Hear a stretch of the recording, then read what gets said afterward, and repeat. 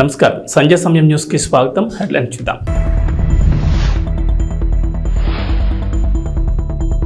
AP ప్రజలకు good news. Chandranna బీమా పథకాన్ని అమలు చేసేందుకు ప్రభుత్వం సిద్ధం.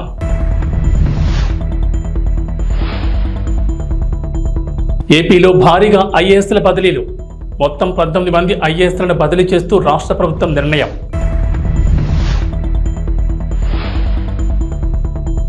బీఆర్ఎస్ కు మరో షాక్. కాంగ్రెస్ కూటికి రాజేంద్రనగర్ ఎమ్మెల్యే ప్రకాష్ గౌడ్.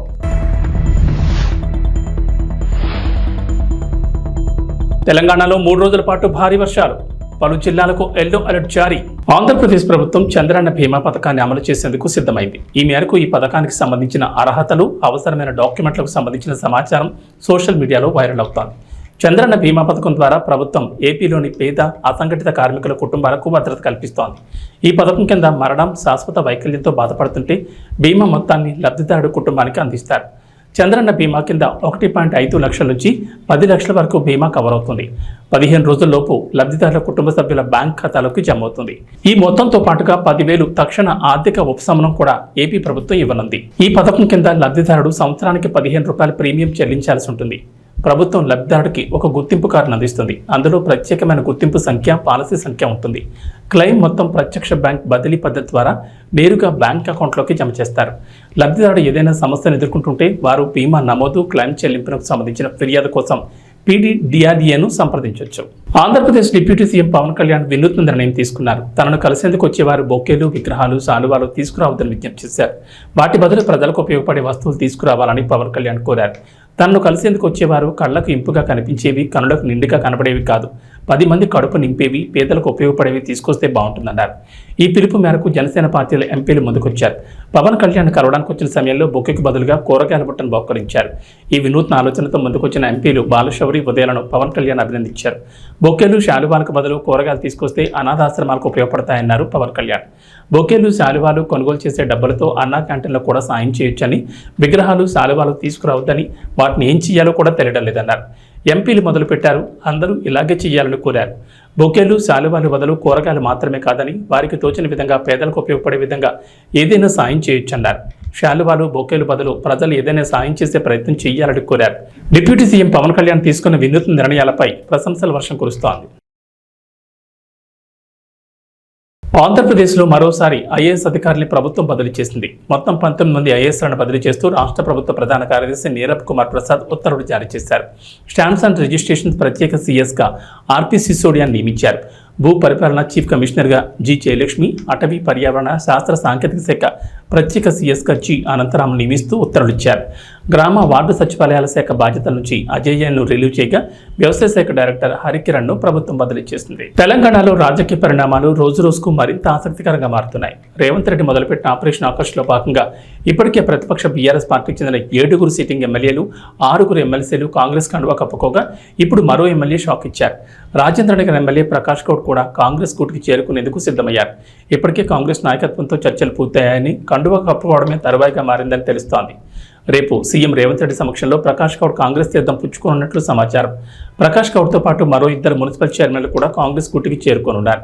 గత 3 నెలల క్రితమే రాజేంద్రనగర్ ఎమ్మెల్యే ప్రకాష్ గౌడ్ కూడా కాంగ్రెస్ కండువా కప్పుకునేందుకు సిద్ధమయ్యారన్న వార్తలు చక్కర్లు కొట్టాయి. కాంగ్రెస్ రాష్ట్ర నాయకత్వంతో చర్చలు కూడా పూర్తయ్యాయని, ఇక కండువా కప్పుకోవడమే తరువాయన్న సందర్భంలో బీఆర్ఎస్ పెద్దలు రంగంలోకి దిగారు. ప్రకాష్ గౌడ్తో మంతనాలు జరిపారు. బీఆర్ఎస్ పార్టీని వేడుదంటూ బుజ్జగింపులు జరిపారు. దీంతో ప్రకాష్ గౌడ్ మనసు మార్చుకోవడంతో చేరికకు అప్పుడు బ్రేక్ పడింది. కట్ చేస్తే ఇప్పుడు మళ్లీ బీఆర్ఎస్ నాయకత్వానికి షాక్ ఇస్తూ కాంగ్రెస్ పార్టీలో చేరేందుకు సిద్ధమయ్యారు. మొత్తానికి నాటకీయ పరిణామాల మధ్య ప్రకాష్ గౌడ్ చేరికపై క్లారిటీ వచ్చింది. హైదరాబాద్ నగరవాసులకు ట్రాఫిక్ కష్టాల నుంచి ఉపశమనం కలగనుంది. భాగ్యనగరంలో మెట్రో రైల్ 2వ దశ విస్తరణలో భాగంగా ఎల్బీ నగర్ నుంచి హయత్ నగర్ వరకు దాదాపు 7 కిలోమీటర్ల మేర నిర్మాణం చేపట్టనున్నారు. ఈ మార్గంలో మొత్తం 6 స్టేషన్లు రాబోతున్నాయి. సగటున కిలోమీటర్కు అటు ఇటుగా ఒక స్టేషన్ ప్రతిపాదించారు. విజయవాడ జాతీయ రహదారి కావడం, కొన్ని ప్రాంతాల్లో ఫ్లైఓవర్ల నిర్మాణం జరుగుతున్న నేపథ్యంలో మెట్రో స్టేషన్లు ఏర్పాటు చేసే ప్రాంతాలపై జాగ్రత్తలు తీసుకుంటున్నారు. రహదారికి 2 వైపుల నుంచి మెట్రో స్టేషన్కి ఎటువంటి ఇబ్బంది లేకుండా చేరుకోవడానికి వీలుగా వాటి స్థానాలను సర్దుబాటు చేస్తున్నారు.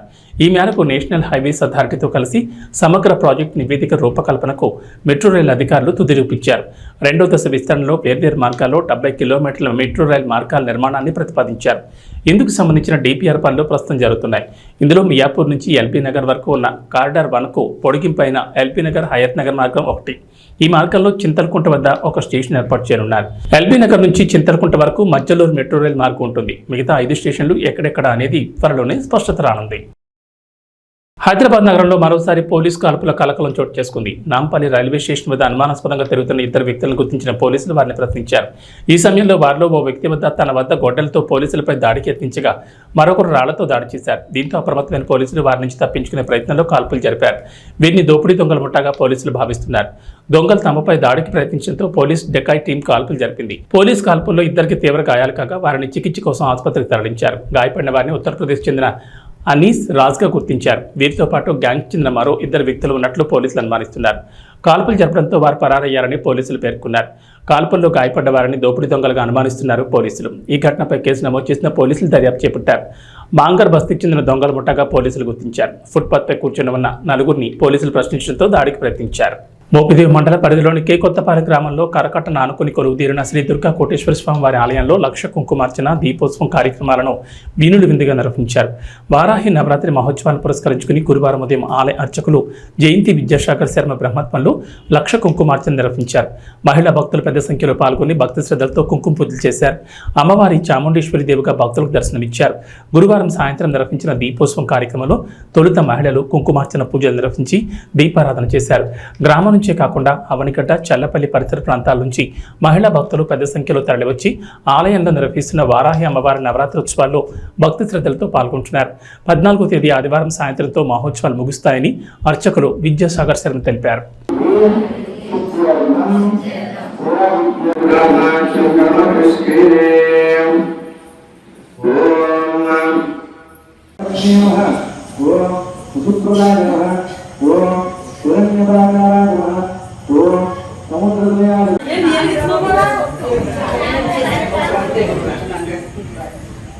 మగవాళ్ళు కూడా వెలిగించచ్చు. కూడా వస్తే చేద్దాం వచ్చేస్తాను.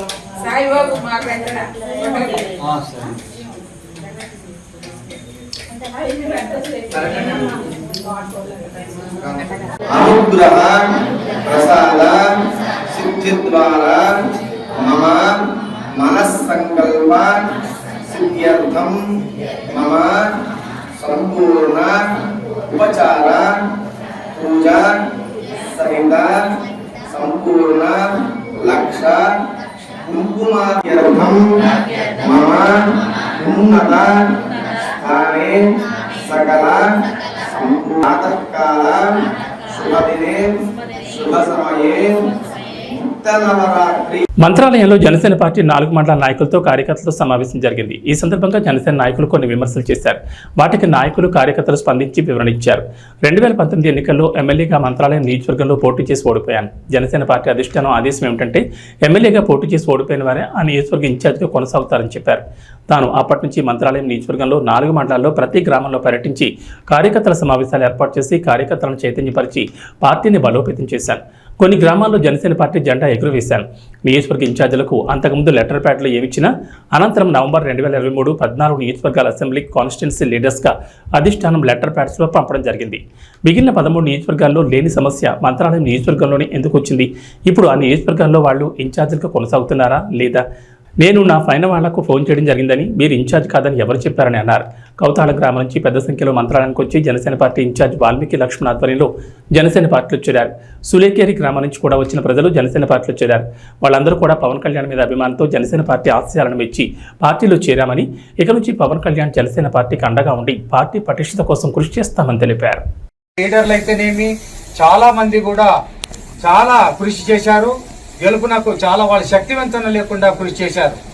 ఇకపోతే ముఖ్యమైన క్లారిటీ ఇవ్వదలుచుకున్నాను. ఎవరైనా మా కార్యకర్తలు కూడా చాలా మంది కూడా నాయకులు చెప్పిన దానికి మా కార్యకర్తలే జవాబు ఇవ్వడం జరిగింది.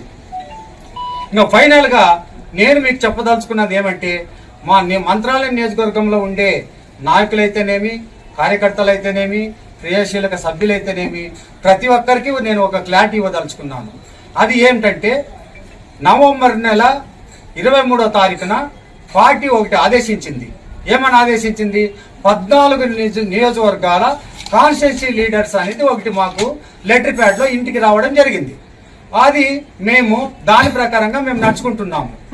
కాబట్టి నా ఒక్కడే కాదు, ఇక్కడ మంత్రాల నియోజకవర్గం ఒకటే కాదు, 14 నియోజకవర్గాల్లో ఇప్పుడు దీంట్లో పేపర్లో ఎవరైతే ఉన్నారో వాళ్లే ఇన్ఛార్జీలుగా కొనసాగుతున్నారు. ఈ 13 నియోజకవర్గాల్లో లేని సమస్య మంత్రాలయంలో ఎందుకు వచ్చింది? కాబట్టి నేను ఒక క్లారిటీ ఇవ్వదలుచుకున్నాను. అది మేము 14 నియోజకవర్గాల్లో మేము ఇన్ఛార్జీలుగా కొనసాగుతున్నాము. మేము కాన్స్టిట్యూన్సీ లీడర్స్ అని దాంట్లో చెప్పిన ఇన్ఛార్జ్ అనే దాని అర్థము. కాబట్టి మేము ఆ ఇన్ఛార్జి 23వ తారీఖున మాకు లెటర్ ప్యాడ్ లో కాన్స్టిట్యూన్సీ లీడర్ ఇచ్చింది. దీనికి ఒక టైము కానీ ఒక లిమిట్ కానీ లేదు. మరి ఇది కంటిన్యూషన్ ఉంటుంది దీనికి. ఎందుకంటే ఇది ఫైనల్ లెటర్ అందరికి 14 నియోజకవర్గాల వాళ్ళకి కూడా ఇది ఇంతకుముందు ఏమి ఇచ్చినా కూడా మాఫీ.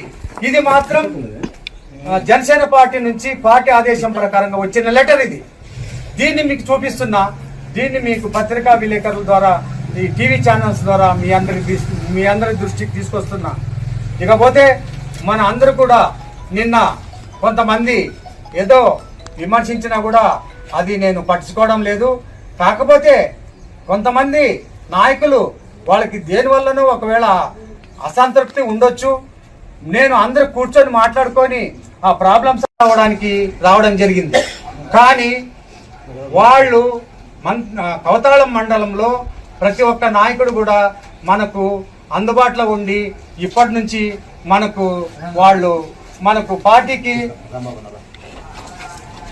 పార్టీకి అంకిత భావంతో పనిచేసి వీళ్ళందరూ కూడా పార్టీకి, పవన్ కళ్యాణ్ గారికి, మన జనసేన పార్టీకి కంకణబద్దులై వీళ్ళందరూ కూడా తప్పకుండా పార్టీ నుంచి చాలా మంది రావడం జరిగింది. వీళ్ళందరూ కూడా నేను పత్రికా ముఖంగా పేర్లు నేను తెలియజేస్తున్నాను. నేను మీ అందరికి కూడా ఒకే చెప్పదలుచుకున్నాను. ఇప్పుడు చేరిన వాళ్ళకి కూడా చాలా మంది వచ్చారు. వాళ్ళందరినీ కూడా నేను పార్టీ కండువలేసి ఆహ్వానించడం జరిగింది. వాళ్ళందరికీ కూడా నేను అండగా ఉంటా. ఏం సమస్య వచ్చినా నేను తీర్చడానికి నేను సిద్ధంగా ఉంటా. ఇప్పుడు ఈ సభాముఖంగా నేను చెప్పేది ఏమిటంటే, సులేకేర్ నుంచి కూడా రావడం జరిగింది. సులేకేర్ నుంచి కూడా రావడం జరిగింది. కవతాళం టౌన్ నుంచి కూడా రావడం జరిగింది. తర్వాత వీళ్ళందరూ కూడా తొందరలో మేము మీటింగ్ ఏర్పాటు చేసి పెద్ద ఎత్తున అభ్యర్థులు అంటే చాలా మంది ప్రజలు మన పార్టీలోకి రావడానికి ఉవ్విళ్ళూరుతున్నారు. వాళ్ళందరికీ మరీ సభ పెట్టి నేను తప్పకుండా వాళ్ళని అందరూ కూడా పార్టీలోకి ఆహ్వానిస్తా. ఇకపోతే ఇక్కడ ఉన్న వాళ్ళకి కూడా అందరికీ నేను చెప్తున్నా ఒకే మాట. ఎందుకంటే వీళ్ళను ఎప్పుడు కూడా నేను కంటికి రెప్పలా కాపాడుకుంటాను. ఎవరికి ఏ సమస్య వచ్చినా నేను అండగా ఉంటా. నేను దాంట్లో వెనుకొచ్చే ప్రసక్తే లేదు.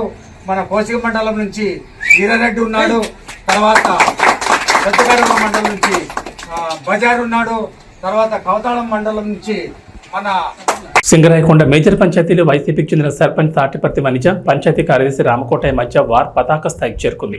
ప్రకాశం జిల్లా సింగరాయకొండ మండలంలో మేజర్ పంచాయతీ అయిన సింగరాయకొండ పంచాయతీలో జూనియర్ అసిస్టెంట్ తన గదికి తాళం వేసుకుని సెలవుపై వెళ్లడం జరిగింది. పంచాయతీ కార్యదర్శి జూనియర్ అసిస్టెంట్ రికార్డులు మాయించేసి అవినీతి చేస్తున్నారంటూ రికార్డు అసిస్టెంట్ గదికి వేసిన తాళంపై మళ్లీ తాళం వేశారు. సర్పంచ్ వనజ గదికి తాళం వేసిన విషయంపై ప్రకాశం జిల్లా జాయింట్ కలెక్టర్ ఫిర్యాదు చేశారు జనసేన నాయకులు.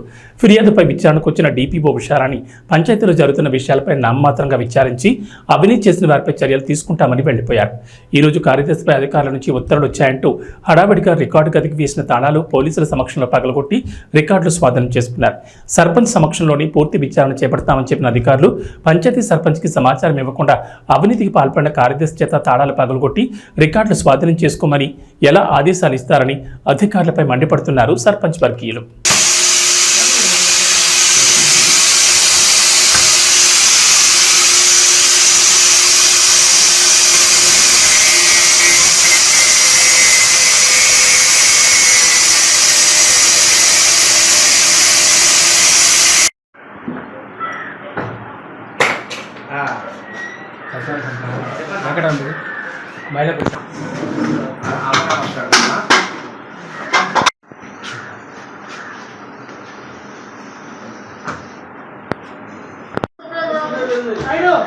మీరు ఆఫీస్ రండి, మీరు అక్కడ కూర్చోవాలి, మీరు అక్కడ కూర్చొని రాసుకోమని చెప్పండి.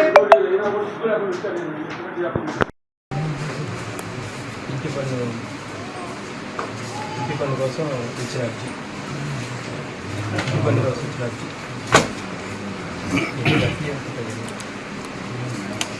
BLR files 2019, BLR file 2019.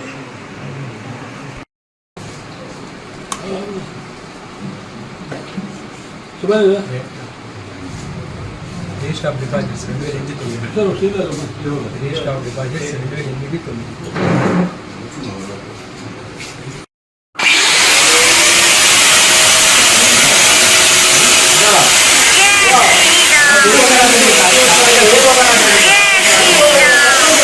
శంకరాగడ panchayat కార్యదర్శిగా 4 నెలల నుంచి చేస్తున్నాను.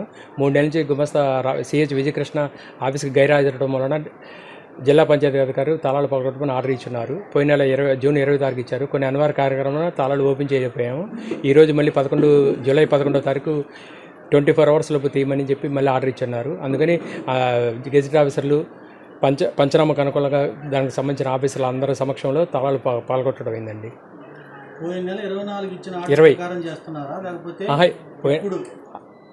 ఈరోజు పోయిన నెల 20 తారీఖు ఆర్డర్ ఇచ్చారు. రిమైండర్కి మళ్ళీ ఈరోజు ఇంకో ఆర్డర్ ఇచ్చారు, మళ్ళీ 24 hours తీయమని. అందుకని ఈరోజు తాళం తీసే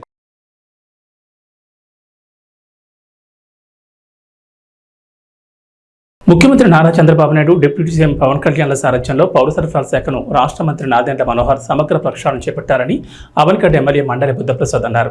రాష్ట్ర ముఖ్యమంత్రి నారా చంద్రబాబు నాయుడు, రాష్ట్ర ఉప ముఖ్యమంత్రి కొణిదెల పవన్ కళ్యాణ్ నేతృత్వంలో రాష్ట్ర ప్రభుత్వ సహకారంతో రాష్ట్ర వినియోగదారుల వ్యవహారాలు, ఆహార, పౌర సరఫరాల శాఖ మంత్రి నాదెండ్ల మనోహర్ ఆదేశాల మేరకు రాష్ట్ర వ్యాప్తంగా చేపట్టిన సబ్సిడీపై బియ్యం, కందిపప్పు విక్రయాల కేంద్రాన్ని అవనిగడ్డ ఎమ్మెల్యే మండలి బుద్ధప్రసాద్ గురువారం చల్లపల్లి రైతు బజార్లో ప్రారంభించారు.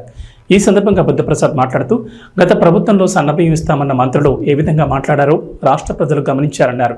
రేషన్ డోర్ డెలివరీ పేరుతో ఏర్పాటు చేసిన వాహనాల ద్వారానే పలుచోట్ల రేషన్ బియ్యం అక్రమ మార్గంలో తరలించిన ఉదంతాలు అనేకం వెలుగు చూశాయన్నారు. తూకంలో మోసాలతో రేషన్ బియ్యం దోపిడీ విపరీతంగా జరిగిందన్నారు. ఇలాంటి వ్యవహారాలన్నీ అరికట్టి ప్రజా పంపిణీ వ్యవస్థను క్రమబద్ధీకరించడంతో పాటు నిత్యావసర సరుకుల ధరలు నియంత్రించేందుకు నాదెండ్ల మనోహర్ కృషి చేస్తున్నారన్నారు. అవనిగడ్డ నియోజకవర్గంలో ఎలాంటి అక్రమ రవాణా ప్రోత్సహించేది లేదన్నారు. ఈ ప్రభుత్వం అక్రమాలను సహించదని అధికారులు గుర్తించాలన్నారు. అవనిగడ్డ నియోజకవర్గంలో ఎట్టి పరిస్థితుల్లోనూ పరిపాలన పారదర్శకంగా ఉండి తీరాలని స్పష్టం చేశారు. చట్టబద్ధమైన పరిపాలన జరగాలని సూచించారు. అవనిగడ్డ నియోజకవర్గం నుంచి ఎలాంటి అక్రమ రవాణా జరుగుతున్నా అధికారులు అరికట్టాలని ఆదేశించారు. రైతు బజార్లలో ఏర్పాటు చేసిన సబ్సిడీపై బియ్యం, కందిపప్పు విక్రయ కేంద్రాన్ని ప్రజలు సద్వినియోగం చేసుకోవాలని బుద్ధప్రసాద్ సూచించారు.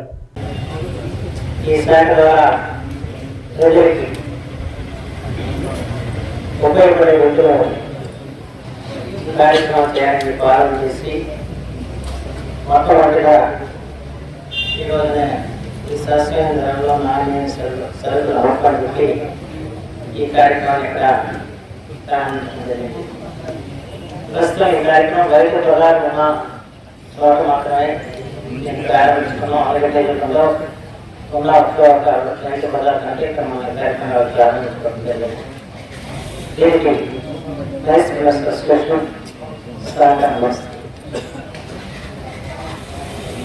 దీంట్లో మనకి ఇవాళ కందిపప్పు బయట దాదాపు 180 రూపాయలు, దాని రోజున 160 రూపాయలు మనం అందుతుంది. అలాగే బియ్యం 50 రూపాయలు 85 పైసలు బయట ఉంటే కేవలం 49 రూపాయలకి ఇక్కడ మంచి స్టీములు బీపీటీస్ లోని మసూరి బియ్యాన్ని ఇక్కడ అందించే కార్యక్రమం. అలాగే బియ్యం వచ్చి బీపీటీ, సోనా మసూరి 52 రూపాయలు 40 పైసలు బయట ఉంటే దాని వలన 42 రూపాయలు అందిస్తుంది. దీనికి వాళ్ళు వినియోగదారు అందరూ కూడా దీన్ని వినియోగించుకోవచ్చు. దీనికి మన ప్రత్యేకించి రేషన్ స్టాకులకు సంబంధం లేదు. రేషన్ స్టాకులు చేసే కార్యక్రమాలు జరుగుతూ ఉంటాయి. దానివల్ల ప్రజలందరూ కూడా ఈ ధర పెరిగిపోయి ఇబ్బంది పడుతున్న సమయంలో వంటైన ఉత్సవం కలిగించాలని ఆలోచనతో ఈ కార్యక్రమం ప్రారంభించడం జరిగింది. అంటే దీని అందరూ కూడా ఈసారి చేసుకోవాలని మాత్రం ఈ సందర్భంగా నేను కోరుతున్నాను. మన రైతు బజార్ మన ఆన్లైన్ నియోజకవర్గంలో చాలా RRR మూవీతో పాన్ ఇండియా స్టార్కి ఎదిగిన రామ్ చరణ్కు ఉత్తరాదిని కూడా పెద్ద ఎత్తున అభిమానులు ఉన్నారు. చరణ్ తాజా చిత్రం గేమ్ చేంజర్ కోసం ఆయన ఫ్యాన్స్ ఆతృతగా ఎదురుచూస్తున్నారు. సుకుమార్, బుచ్చిబాబు సినిమాలు కూడా లైన్లో ఉన్నాయి. మరోవైపు ఇప్పటికే రామ్ చరణ్ వద్ద ఎన్నో ఖరీదైన కార్లు ఉన్నాయి. తాజాగా ఈ ఖాతాలో మరో ఖరీదైన కారు చేరింది. Rolls Royce latest version spectra కారును చరణ్ కొన్నారు. దీని ధర ఏకంగా 7.5 కోట్లని సమాచారం. తాజాగా ముంబైలో జరుగుతున్న ప్రముఖ వ్యాపారవేత్త ముఖేష్ అంబానీ కొడుకు అనంత్ అంబానీ వేడుకలకు వెళ్లడానికి శంషాబాద్ ఎయిర్పోర్ట్కు ఈ కారులోనే చరణ్ వెళ్లారు. తన భార్య ఉపాసన, కూతురు క్లింకారాలతో కలిసి ఆయన ముంబై వెళ్లారు. ఎయిర్పోర్ట్కు కారును చరణ్ స్వయంగా డ్రైవ్ చేసుకుంటూ వచ్చారు. మరోవైపు హైదరాబాద్ సిటీలో ఈ కారు ఫస్ట్ కస్టమర్ చరణ్ కావడం గమనార్హం. వచ్చే ఏడాది పాకిస్తాన్ వేదికగా ఛాంపియన్స్ ట్రోఫీ జరగనున్న విషయం తెలిసిందే. ఈ టోర్నీ షెడ్యూల్కు సంబంధించిన ముసాయిదాను సైతం పాకిస్తాన్ క్రికెట్ బోర్డు ఇప్పటికే ఐసీసీకి అందజేసింది. అయితే రెండు దేశాల మధ్య గత కొన్నేళ్లుగా నెలకొన్న ఉద్రిక్తతల నడుమ భారత్ పాకిస్తాన్లో పర్యటించేందుకు విముక్తి చూపుతోంది. హైబ్రిడ్ మోడల్లో టోర్నీ నిర్వహించాలని బీసీసీఐ ఐసీసీని కోరినట్లు వార్తలు వస్తున్నాయి. ఈ వివాదం కొనసాగుతుండగానే పాకిస్తాన్ మాజీ ఆల్రౌండర్ షాహిద్ అఫ్రిది విరాట్ కోహ్లీని ఉద్దేశించి ఆసక్తికర వ్యాఖ్యలు చేశారు. ఇరు దేశాల మధ్య ఉద్రిక్తతలను పక్కన పెట్టి విరాట్ కోహ్లీ ఒకసారి పాకిస్తాన్లో పర్యటించాలని అఫ్రిది కోరాడు. భారత స్టార్ ప్లేయర్ విరాట్ ఒక్కసారి పాకిస్తాన్ గడ్డపై అడుగుపెడితే ఇక్కడ అభిమానుల నుంచి లభించే ప్రేమాభిమానులకు ముగ్ధరవుతాడని చెప్పుకొచ్చాడు. ఛాంపియన్స్ ట్రోఫీ కోసం భారత్ జట్టు పాకిస్తాన్లో పర్యటించడాన్ని నేను స్వాగతిస్తున్నా. మేము గతంలో భారత్లో పర్యటించినప్పుడు మాకు గొప్ప గౌరవం, ప్రేమ లభించాయి. భారత్ చివరిసారిగా 2005లో పాకిస్తాన్లో పర్యటించినప్పుడు కూడా ఇదే జరిగింది. భారత్, పాకిస్తాన్ దేశాల్లో ఆయా జట్ల పర్యటనలను రాజకీయాలకు దూరంగా ఉంచాలి. రెండు జట్లు తలపడ్డాన్ని మించింది మరొకటి లేదని షాహిద్ అఫ్రిది అన్నాడు. ఇక వాతావరణ విషయానికి వస్తే అల్పపీడన ద్రోణి ప్రభావంతో రాష్ట్రంలో 3 రోజుల పాటు భారీ వర్షాలు కురుస్తాయని వాతావరణ శాఖ తెలిపింది. శుక్రవారం నుంచి ఆదివారం వరకు పలు జిల్లాల్లో భారీ వర్షాలకు అవకాశం ఉందని పేర్కొంది. ఈ మేరకు ఎల్లో అలర్ట్ హెచ్చరికలు జారీ చేసింది.